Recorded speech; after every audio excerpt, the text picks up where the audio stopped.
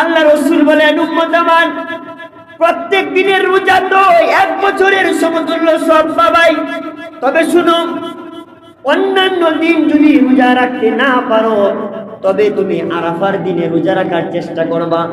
কারণ ইন্নী আহতাসিবু আলাল্লাহ আন ইউকাফিরাস সানাতাল্লাতী ক্বাবলাহু ওয়াস সানাতাল্লাতী বা'দাহু।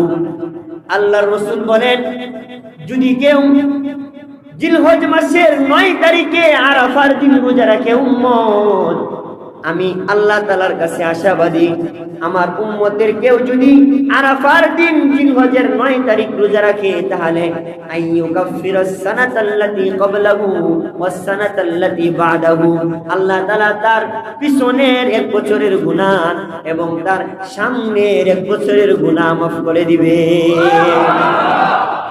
পিছনের